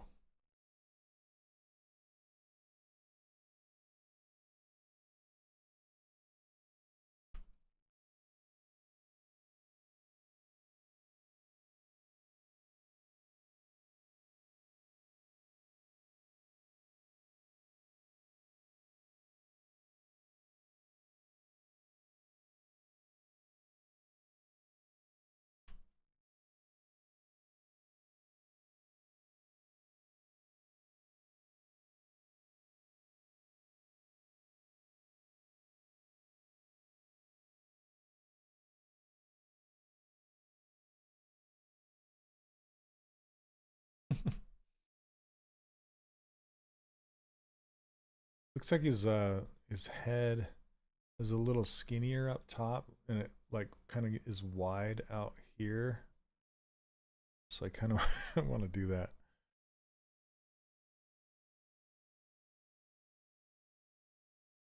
I'm going to save it first.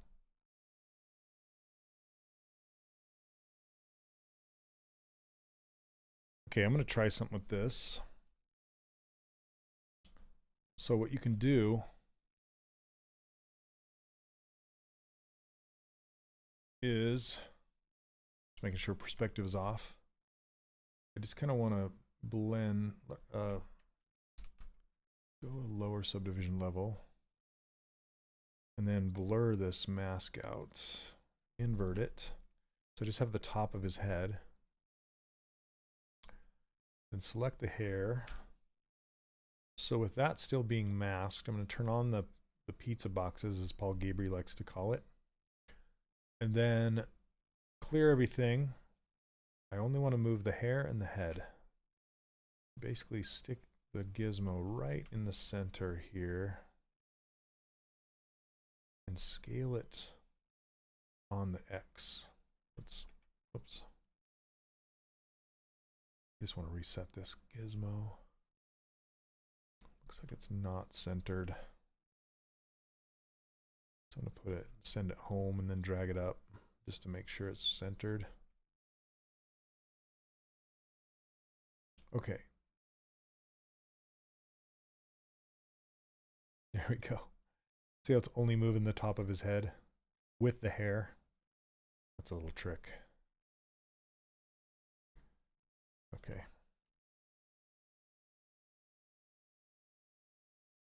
And then I can turn that off.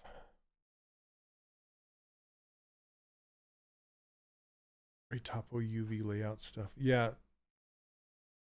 It's like, why can't AI help you with that stuff, right? Why does it have to take the art away?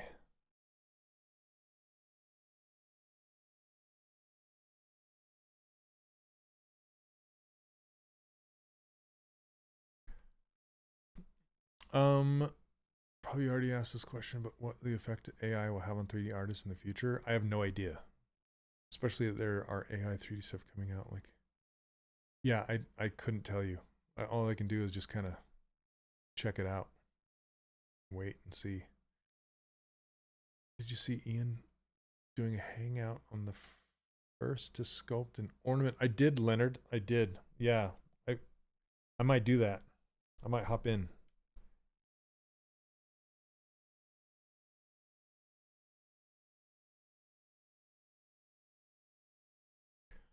To finish 3 more sculpts for my Patreon before December, but after that I'm diving right into the workshop. Awesome. I guess I'll sit and wait. Yeah. I mean, I'll believe it when I see it. I still don't. I don't know. I don't know what to think about it.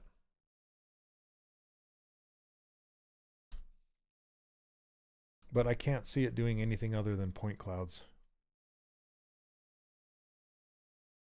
But I don't know. We'll see.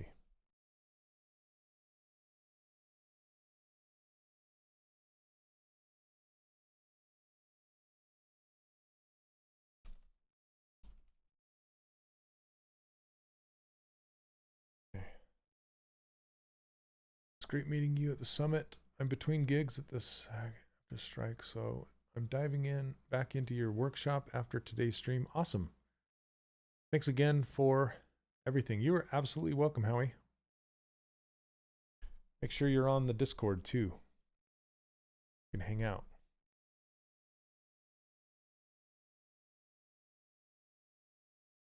Okay, so I kind of want to dig in around this eye and make it look like it's seated. Like not seed like plant a seed, but seat like sitting in a seat. Seated.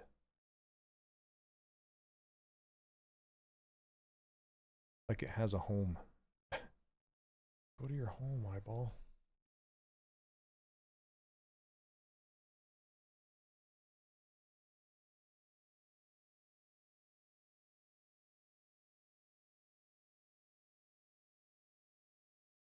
And that, my friends, is why I like the Cintiq. Trying to do that with a tablet is very, very difficult. Why do so few modelers sell their models so they can be rigged and animated? Because of licensing issues typically. And it's it takes a very long time to make a model.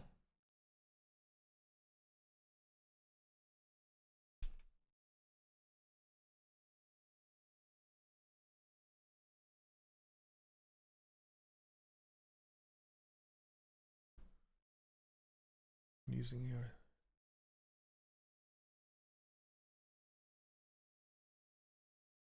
Yeah, that's what I kind of look at AI too as just some ideas, you know, putting stuff together for ideas. It's kind of like a um, idea generator for me.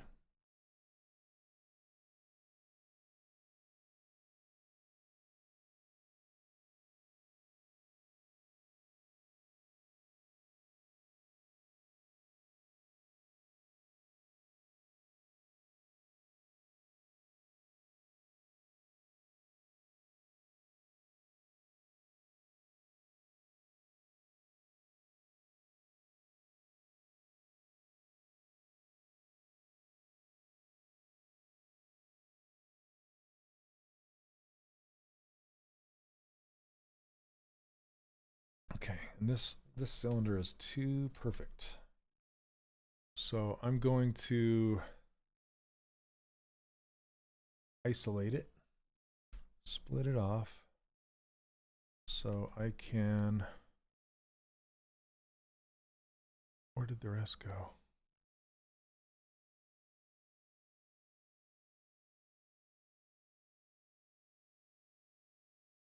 There we go.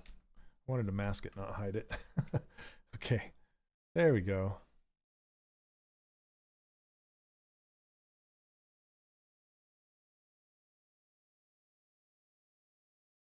Because I want to go in here and subdivide it. Delete the lower subdivisions. And then crease by polygroup. I need to group by normals. And then uncrease all. And I think I'm going to remesh this. Or maybe rebuild the lower. I went too high on it. There we go. And then maybe slide an edge up. Let's see, slide edge loop complete, and then slide this guy closer to that edge. So when I crease it, or when I subdivide it, it will act as a support loop like that and give me a nice soft edge. So it's not so crispy.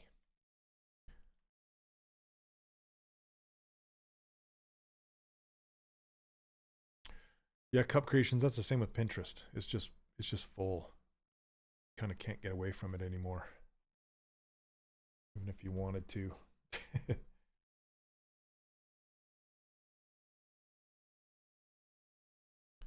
If you're looking for it, that's one thing, but if you're looking for something else, it's kind of disheartening to get around it, you know?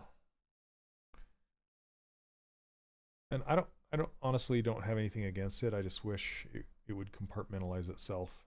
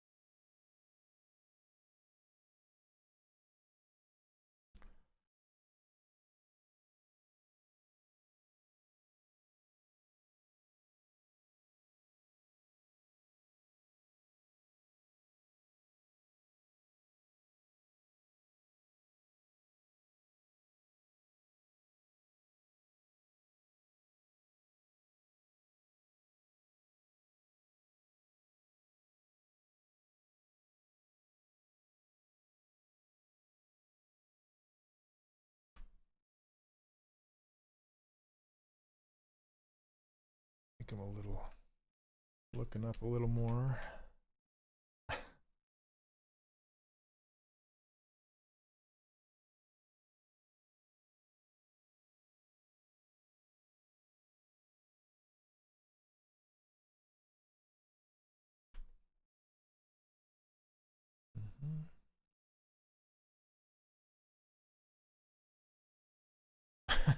Yeah, that's what I was saying. You can tell when it's AI, it looks exactly the same.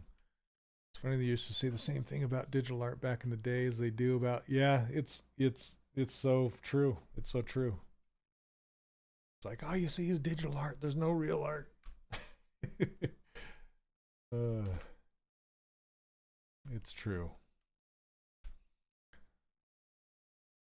Auto groups, mirror and weld. Okay.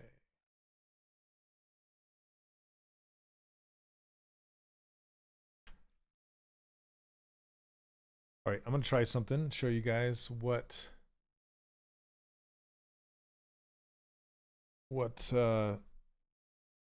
how to use this spotlight thing, how it's supposed to be used. Actually, it's 2 o'clock. Okay. It's time for me to move on, but let me just keep going a little bit more. Insert, not inset.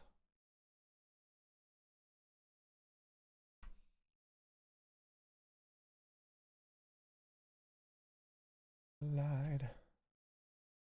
There we go. Yeah, it's the witching hour.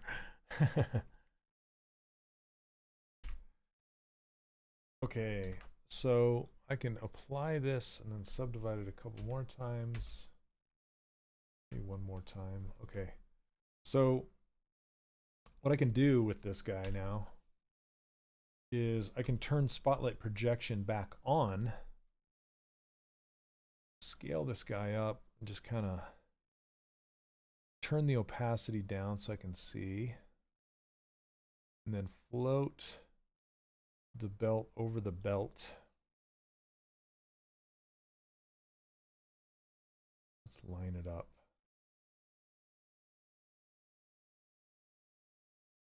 Turn off symmetry. Okay, I think that's centered. Okay, and then use the paintbrush and just paint this duck onto the surface here.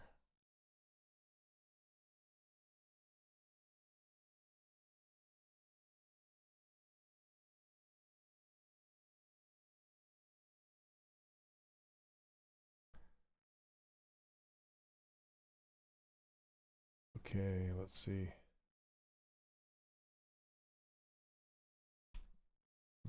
Trying to understand why it's not painting down.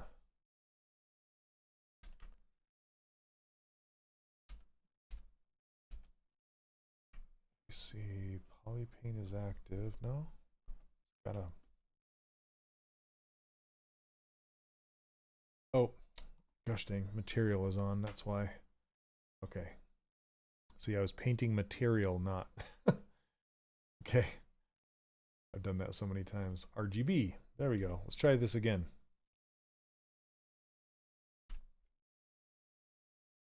That should do it.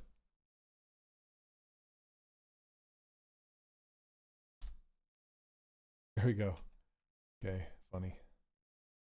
We'll blend it out.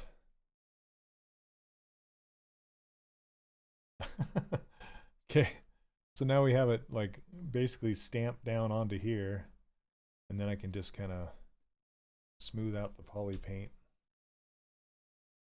and paint over it, like with this airbrush, and just blend it in.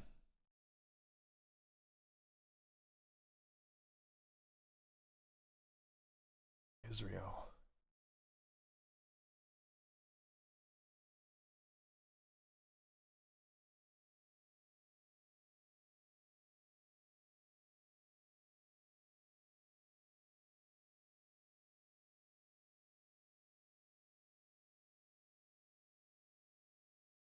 Yeah, that's what Spotlight is meant for.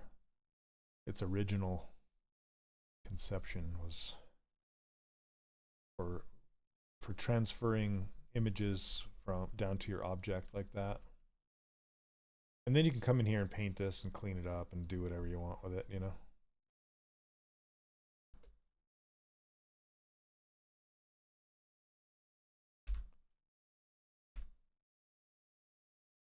All right, guys. Let's scale this back down. Move it over here. I haven't given him fingers or a dodgeball or posed him or give him freckles yet, but could probably use more detail in his hair too. Anyway, guys, well, thank you so much for watching and hanging out with me today. I really appreciate it. And just one last call out. Today is my Cyber Monday sale on my course. You can get it over at 3dcharacterworkshop.com right here. And it's a deep $200 discount right now for all of you struggling in this horrible economy. So helping you out there. It's that discount until midnight tonight. So today's the day. Go get it. If you're interested in learning how to create characters like this, I take it all the way. I show you how to take your characters all the way to in-game characters like retopology, baking, UVs, all that stuff.